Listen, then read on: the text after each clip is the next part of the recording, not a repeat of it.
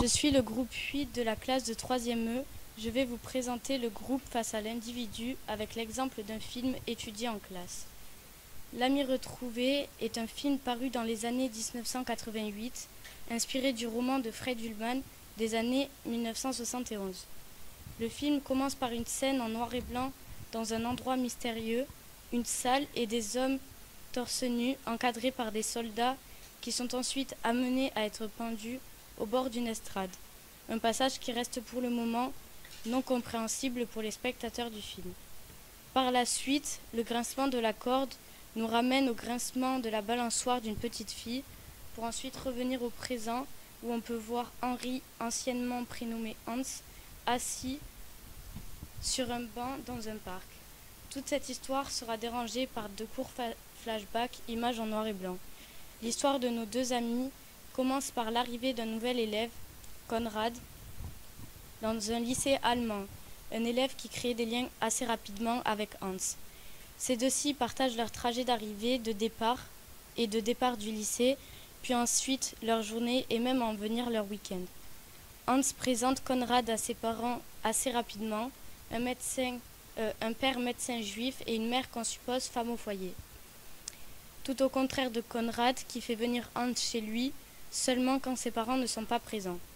Hans visite donc la maison de Konrad pour la première fois, là où on peut directement voir une différence de classe sociale entre ces deux familles. On observe aussi un portrait de Hitler. Hitler, un chancelier du Reich allemand, né le 20 avril 1889 en Autriche, le fondateur central du nazisme, un mouvement fondé contre les juifs et les tziganes. À ces moments, on commence déjà à observer une montée nazie, où par exemple les drapeaux nazis qui, eux, remplacent les drapeaux allemands, les affiches de propagande avec des inscriptions telles que « Votez Hitler » dans les rues, et encore la jeunesse hitlérienne défilant sur des chars à longueur de journée, même pendant les horaires scolaires.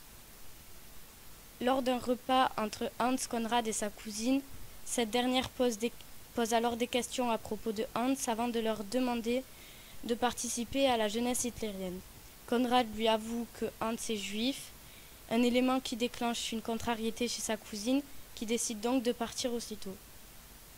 Hans est donc lui-même confus de la situation lorsque Konrad lui avoue que sa famille soutient le nazisme et le parti de Hitler, pour de nombreuses raisons.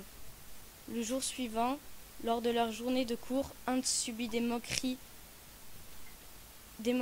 et des discriminations du fait qu'il soit juif, mais son ami se tait. Il ne le reconnaît plus à travers ses idées, ni même à travers son attitude. En rentrant chez lui ce soir-là, Hans apprend qu'il va devoir partir en Amérique, sans ses parents, d'où le fait qu'il change de prénom pour celui d'Henri et de nationalité pour celle d'Américain. C'est bien des années plus tard que Henri décide de revenir en Allemagne pour remonter dans son passé petit à petit et découvrir la réalité qui est arrivée pendant la guerre 39-45. Henri refuse de parler allemand jusqu'à ce qu'il se retrouve chez la cousine de Konrad, qui a tout de même bien vieilli depuis le temps. Elle ne le reconnaît pas, ce qui est assez compréhensible, jusqu'au moment où il se présente et demande des nouvelles de Konrad, mais celle-ci se referme directement, elle refuse d'en parler. Hans part donc dans son ancienne école pour essayer d'en savoir plus, et c'est à ce moment qu'il apprend la mort tragique de son ami, exécuté et pendu pour le fait de s'être opposé à Hitler et au mouvement nazi. On peut directement faire le lien avec la première scène du film, où c'était donc Konrad, et des dernières scènes que l'on a pu voir d'un procès qui était donc aussi le sien. C'est à ce moment qu'il reconnaît bien son ami, il le retrouve dans ses actes. Pour conclure, dans ses actes, d'où le nom du film.